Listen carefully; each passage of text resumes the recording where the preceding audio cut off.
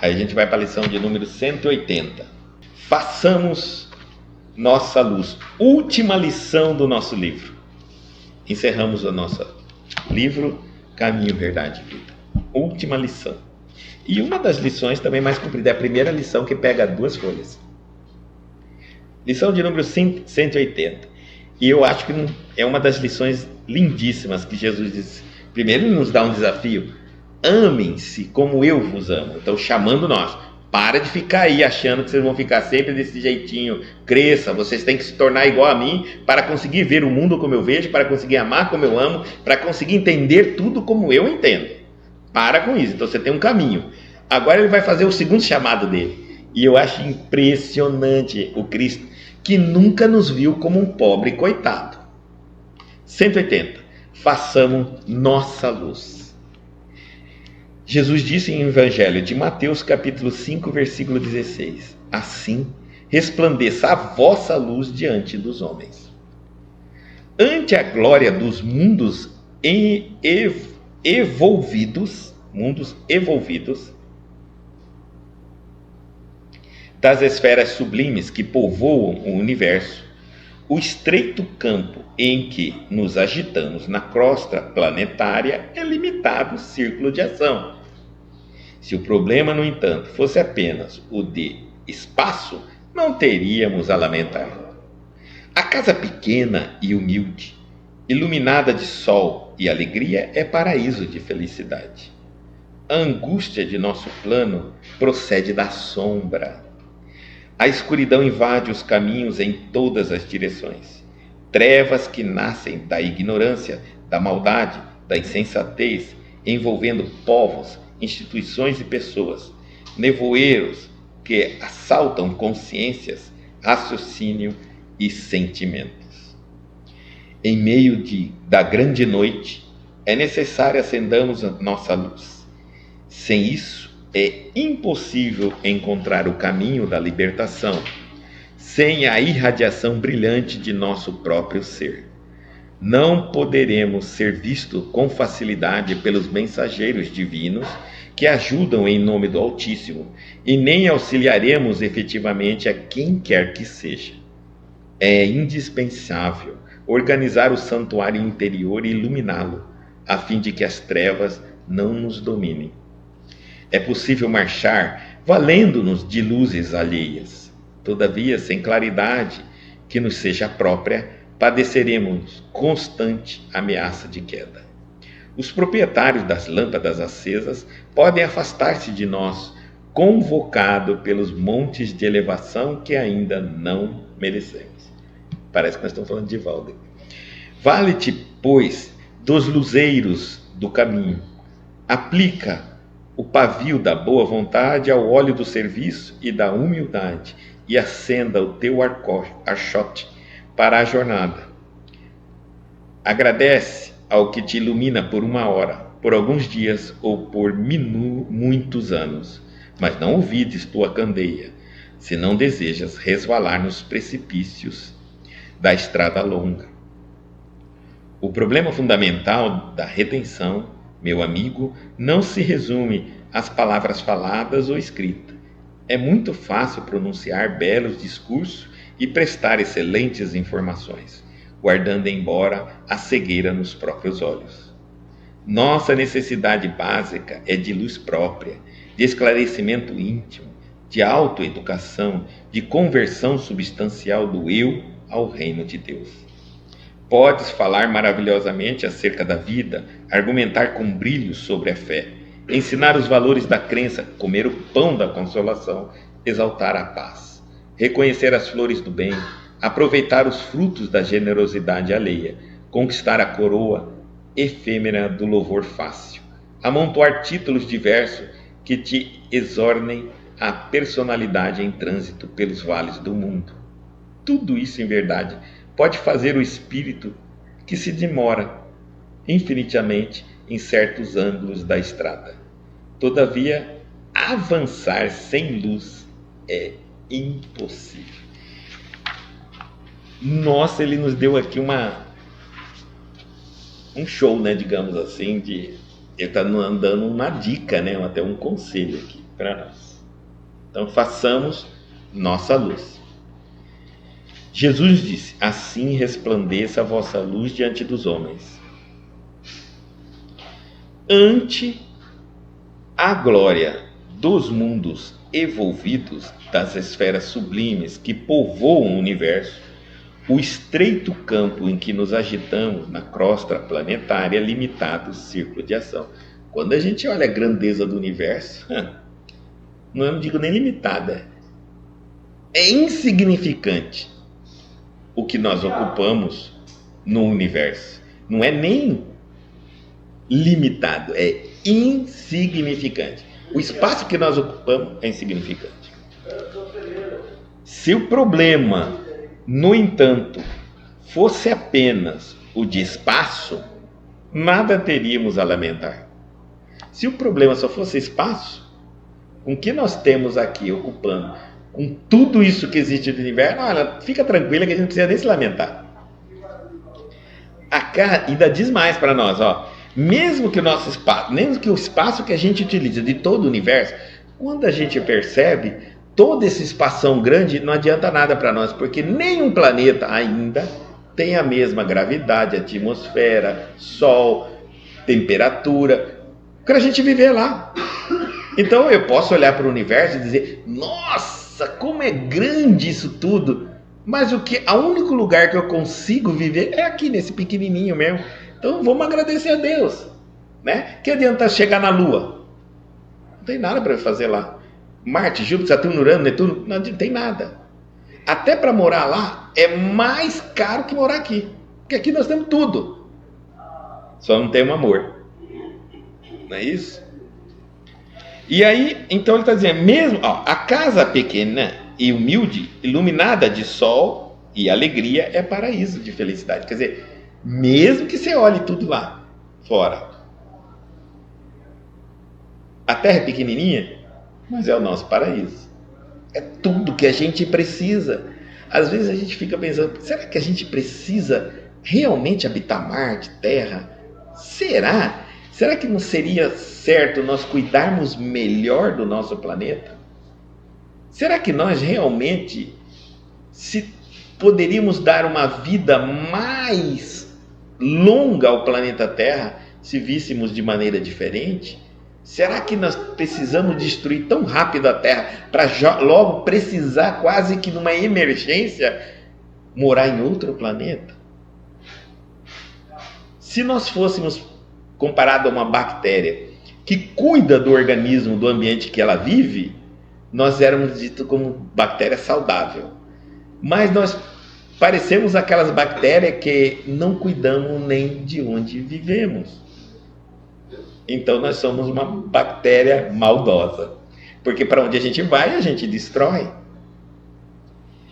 Daí, a angústia de nosso planeta procede da sombra, ele está falando assim. Então, essa ideia que a gente tanto fica olhando para o mundo espiritual, querendo, sofrendo, quando que um dia eu vou conhecer a lua, a terra, a mar, morar. Agora o sonho, ele está falando, vem da própria sombra nossa. Porque uma casa, pequena que seja, um sol bem iluminado e uma paz interior é um paraíso, não importa a quantidade. Ele fala que a angústia de nosso planeta procede da sombra. Ainda estamos tomados pela sombra, pela ignorância. A escuridão invade os caminhos em todas as direções. Como a gente olha, todas as iniciativas do bem, as sombras alcançam. É uma coisa impressionante. Às vezes as sombras alcançam e tentam impedir o início de um caminho bom. O início nem começou, só o boato já elimina. E às vezes ela corre atrás para pegar, para cortar os frutos antes que eles sejam produzidos. E isso nós estamos falando em todas as direções imaginárias que nós temos de relacionamento, profissões, boas atitudes, boas ações, criatividade, em tudo. Hoje, tanto que você pega a internet lá, você vê de cada coisa assim, é criativo mesmo, viu? É muito criativo. E pior, tá, gente? Não é só a criatividade humana, é que a gente vê na visualização. Quanto mais esdrúxulo, louco, doido, sem pé nem cabeça, mais visualização tem. Quanto mais for normal, natural, menos visualização tem. É uma coisa fantástica. A escuridão invade então os caminhos em todas as direções. Trevas que nascem da ignorância. Da ignorância. Da maldade, porque existe ignorância, e da ignorância pode surgir a maldade. Existe a maldade sem ignorância, pretendida, premeditada. Da insensatez, envolvendo povos, instituições e pessoas. Tudo que você imaginar. Nevoeiros que assaltam consciências, raciocínios e sentimentos. Assaltam. Por que eles falam que assaltam? Toma, faz, manipula sua cabeça. Lembra que a gente fala assim, fez lavagem cerebral? Faz, literalmente, você vira um robô. Você não pensa. Não pensa. Você perde a lógica, você perde o raciocínio. Parece que você está conversando com uma pessoa, parece que ela está brincando, que ela não consegue entender a matemática que você passa. Mas não é. Ela está totalmente invadida, tomada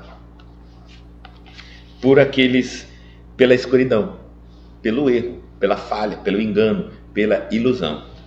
Em meio da grande noite, aqui ele está, eu acho que sendo a última lição deste livro, porque é uma série de livros, ele está deixando também para nós um chamado do momento que a Terra está passando. E olha que isso aqui é 1940 e pouco, tá?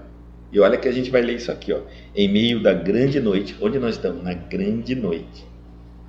Onde a sombra tomada. As sombras invadiu o nosso lar, dividiu família, dividiu religião, dividiu política, dividiu tudo que você imaginar. Porque quando a luz, a sombra alcança, ela alcança tudo, gente. A sombra só não alcança onde tem luz.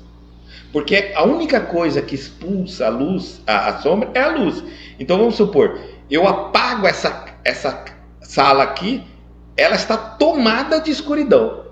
Mas se alguém tiver uma luz, só naquele local que a escuridão não tomou. Aonde não tiver luz, haverá escuridão.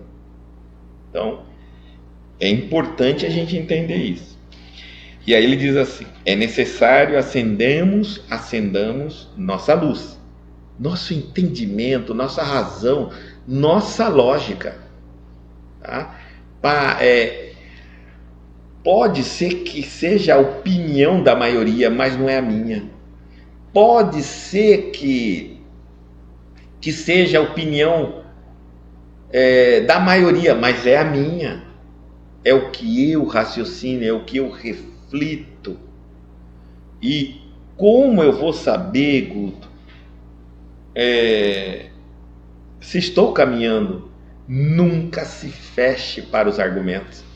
Nunca fique preso em argumentos ultrapassados, passado. Né? É importante nós sabermos que as coisas se modificam.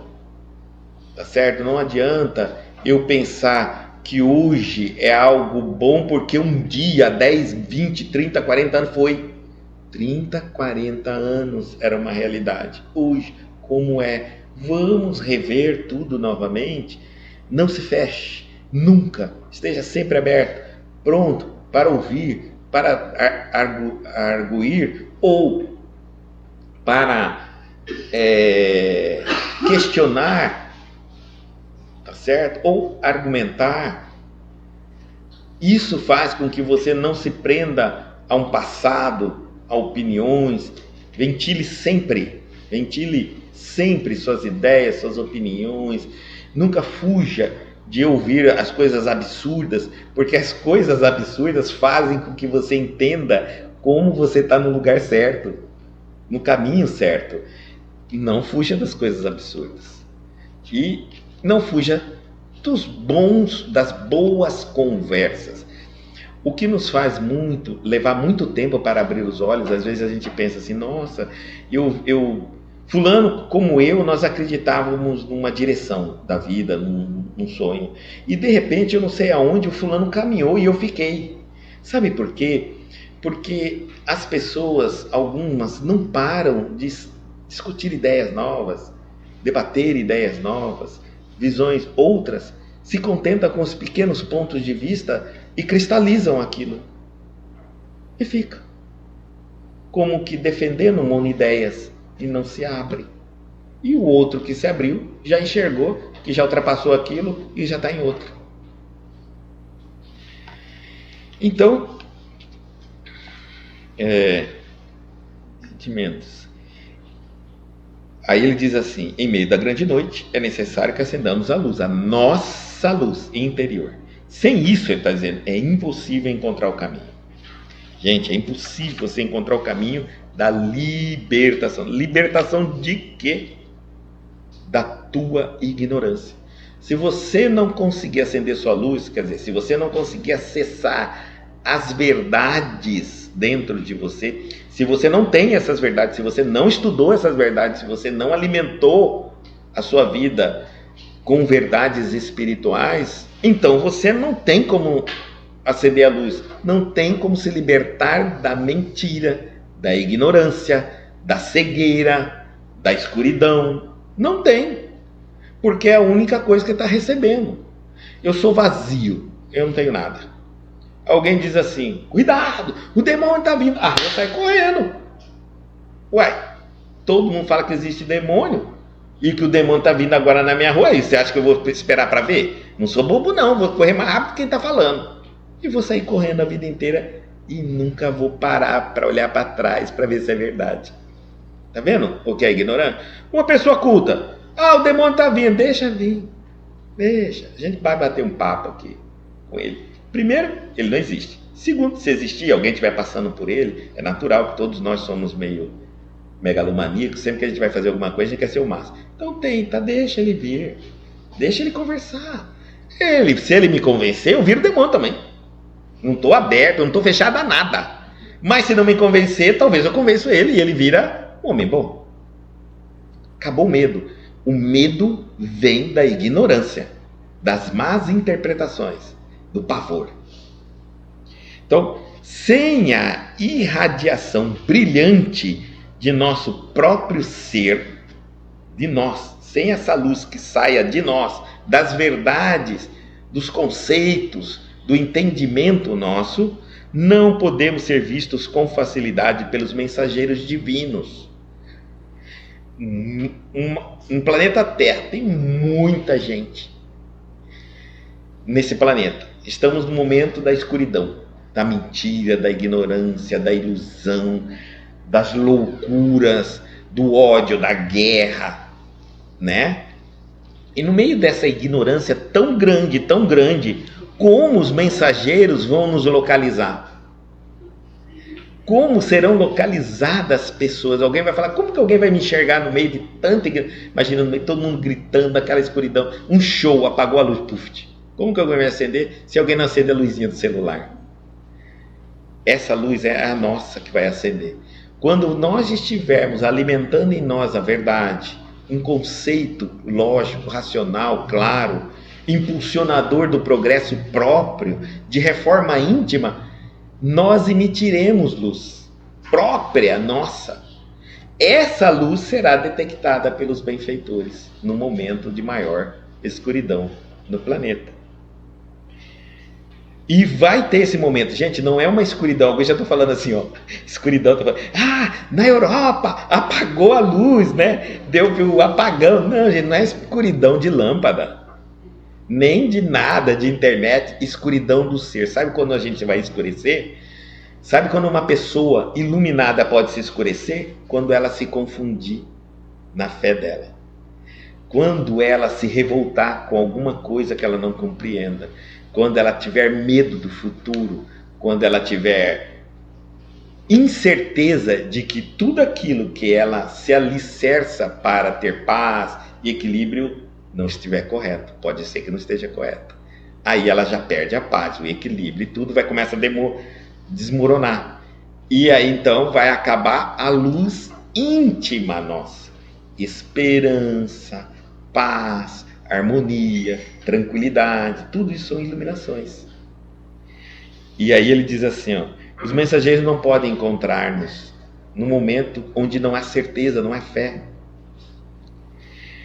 Que ajudam em nome do Altíssimo, eles são os mensageiros de Deus. E nem auxiliaremos efetivamente a quem quer que seja. Se eu estou tomado pela dúvida, pela insegurança, pelo ódio, pelas trevas, pelo absurdo, como eu vou ajudar alguém? Não vou. Pelo contrário, eu vou levar mais alguém ao desequilíbrio. Mais ainda ao desequilíbrio. Por que essa luz não sai na ignorância? Porque quando a pessoa é ignorante para as leis espirituais, divinas, de si próprio, se eu sou totalmente ignorante para o mundo espiritual, eu sou ignorante da minha natureza, do que eu sou. Então o que eu acredito? No que eu vejo no espelho, na minha vida da terra, nas coisas que meu ego me proporcionou. Mas ao morrer, o que morreu? O ego junto com o meu corpo. Eu não sou mais aquela pessoa que está naquele caixão. Eu estou aqui e ela está lá. Enterraram ela e eu não sou mais ela. Então o que eu sou? Eu embuto a minha luz. Eu não consigo ver aqui para fora. Eu só fico vendo o que eu era, o passado. Eu fico só vivendo as lembranças da minha vida material. Eu não consigo nem ver onde eu estou. Às vezes eu estou no vale, no umbral, sentado numa pedra, décadas e décadas, nem vejo que eu estou lá. Eu estou dentro da minha própria mente, revivendo tudo que eu vivi na Terra, de alegria, de tristeza, de frustração, normalmente frustrações, angústia, maldade que me fizeram, autopiedade, lamentação, nananana. Então eu não respiro a energia prana de Deus, que revigora o meu perispírito, o meu corpo espiritual. Eu vou envelhecendo mesmo, vou caindo, pedaços. Eu vou virar uma caveira. Eu não alimento, eu não como. O espírito come a energia prana. Ele não come. Vai virar um estado cada vez mais cadavérico, mais horrível. Não é porque o mal é feio, é porque o mal não se alimenta de esperança, paz, harmonia. Ele se alimenta nem do presente e nem do futuro. O mal se alimenta do passado. Observa que planos de maldade que a gente mais vê são os planos focados no passado. Porque fizeram aquilo outro no passado, tem que fazer agora isso.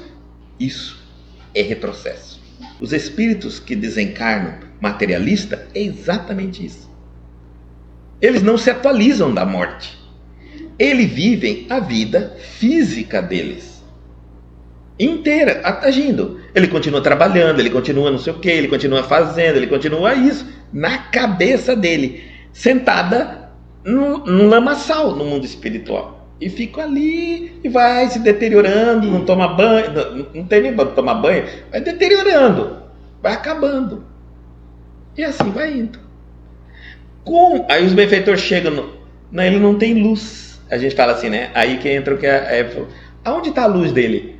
Voltada para dentro dele, do egoísmo. É tão egoísta, é tão exagerada a materialidade dele, que está com ele. Ele é um buraco negro da sua própria luz. Ele absorve tudo.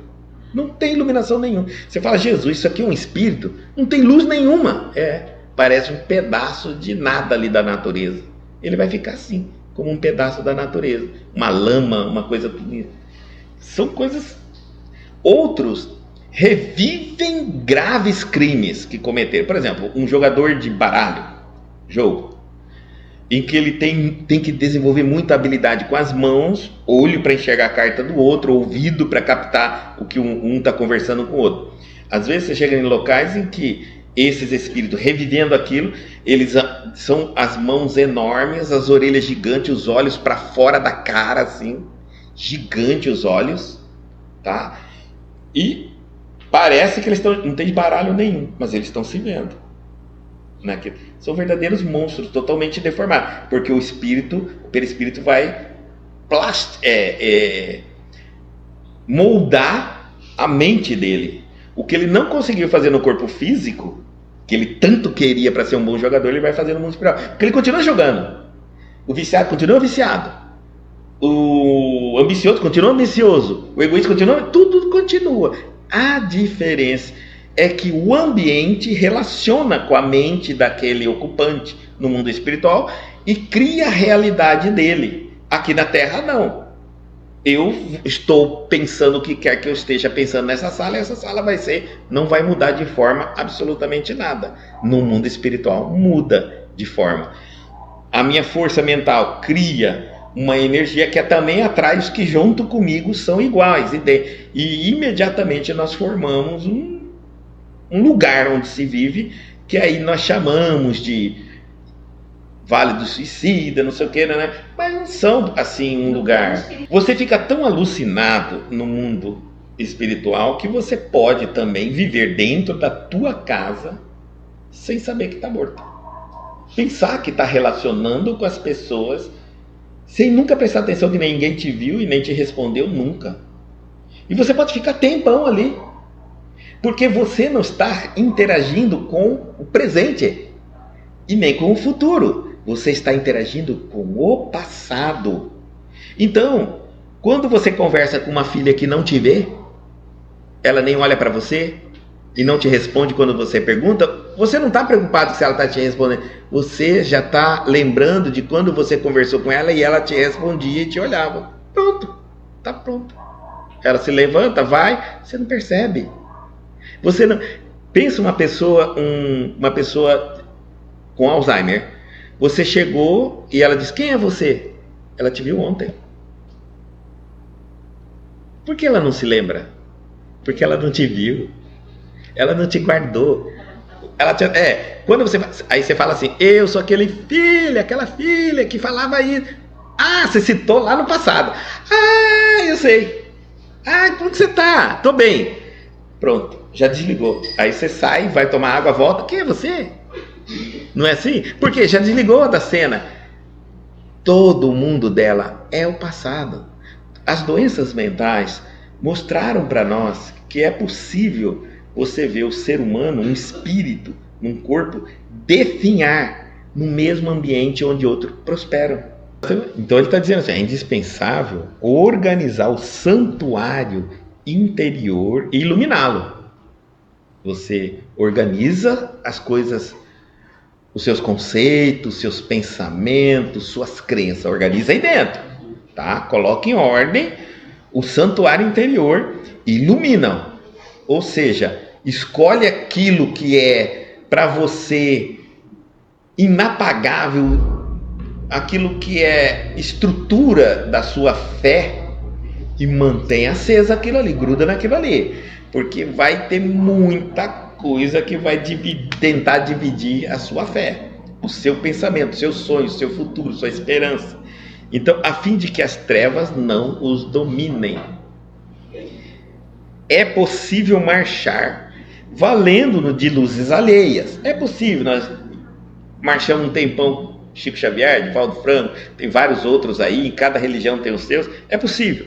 Todavia, sem claridade que nos seja própria, sem a nossa própria claridade, padeceremos constante ameaça de queda. Ou seja, se não tiver a sua claridade, você pode cair uma hora ou outra. Por quê? Porque você está sempre na claridade de alguém. Isso é o que deixou a gente um pouco inseguro quando morre Divaldo Franco. Meu Deus, no momento que atacaram o espiritismo, quebraram o nosso espiritismo totalmente fragmentado, espiritismo progressista, espiritismo não sei o que, morre aquele que era a nossa base, né? A gente estava sempre sabendo onde que Divaldo está, onde está pisando aqui. Ele está aqui, então vamos caminhar com esse daqui. Até que a gente recuperasse a nossa ideia do porquê que ele estava naquela direção, né? Então a gente sentiu esse impacto. Mas aqui está falando bem claro. Se nós soubermos aproveitar a época do Divaldo e os livros que ele deixou, isso deve acender as nossas luzes internas. Nós vamos estudar e vamos colocar para dentro. Isso nos manterá nos auto-iluminando. Por quê que ele fala? Sem a claridade que nos seja própria, padeceremos constantemente a ameaça de queda, né? Os proprietários das lâmpadas acesas, os Chicos, os Divaldos, etc., podem afastar-se de nós, morrerem. Convocados pelos montes de elevação, está bem claro aqui, que ainda não merecemos. Ou seja, foram para o mundo espiritual, para um lugar onde nós ainda não merecemos.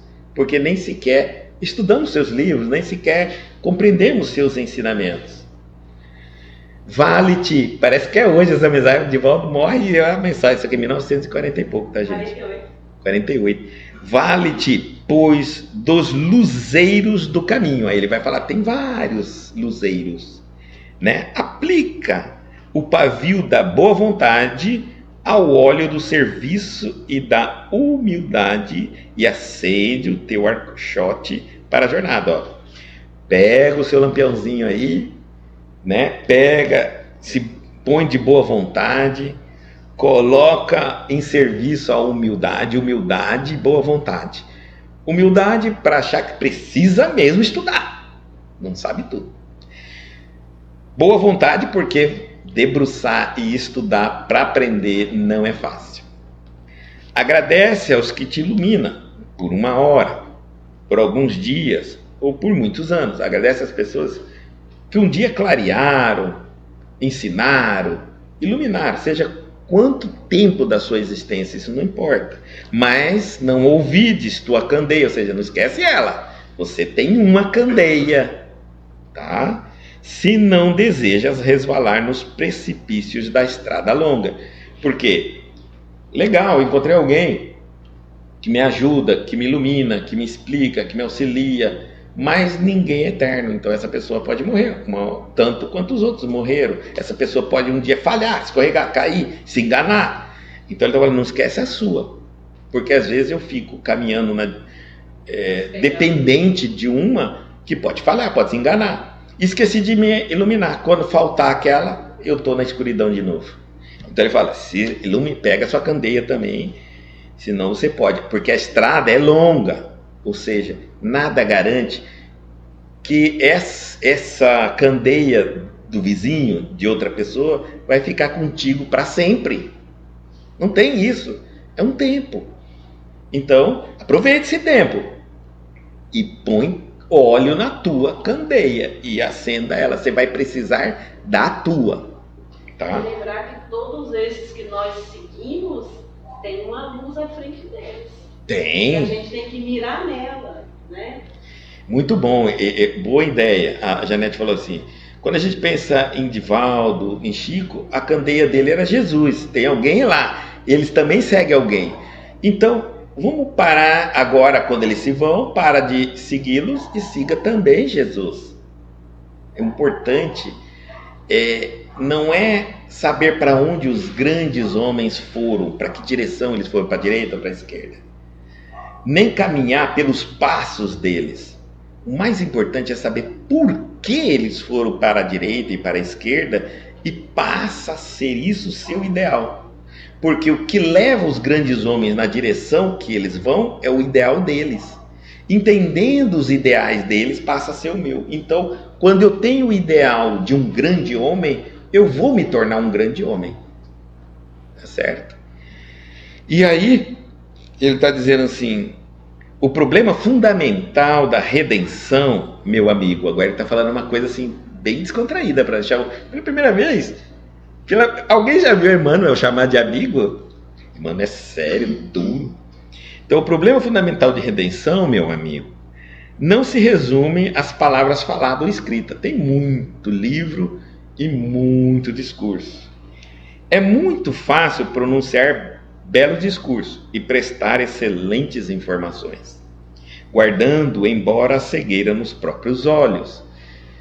Aqui ele está chamando a atenção dos oradores, dos escritores, dos que ensinam, divulgam. Não esquece de vocês. os próprios olhos. Pode sair por um livro grandes ensinamentos que vai libertar muitas pessoas quando lê. Mas e a sua alma que escreveu o livro? Está livre ou está presa? Compreenderam?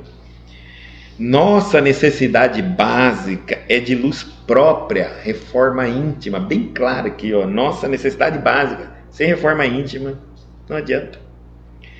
É a luz própria, de esclarecimento íntimo, reforma íntima, de autoeducação. É importante eu criar um propósito de auto-me educar, de auto-me elevar, porque tudo que é nobre, bom, belo, progressivo, eu tenho que sentir necessidade de entender e adotar na minha vida, né? De conversão substancial do eu minúsculo, que é eu minúsculo, é a personalidade nossa. É a nossa personalidade, nosso ego, é eu minúsculo. Eu maiúsculo é espírito, tá? Então, ele está falando assim, de conversão substancial do ego, da personalidade, ao reino de Deus. Como eu vou fazer isso? Aceitar as leis de Deus. No reino de Deus tem leis. O grande problema é que a humanidade não aceita as leis de Deus. Eu não quero me tornar alguém, aceitar as leis de Deus para viver no reino de Deus. Eu quero que Deus nomeie a terra do jeito que é, como um mundo de paraíso.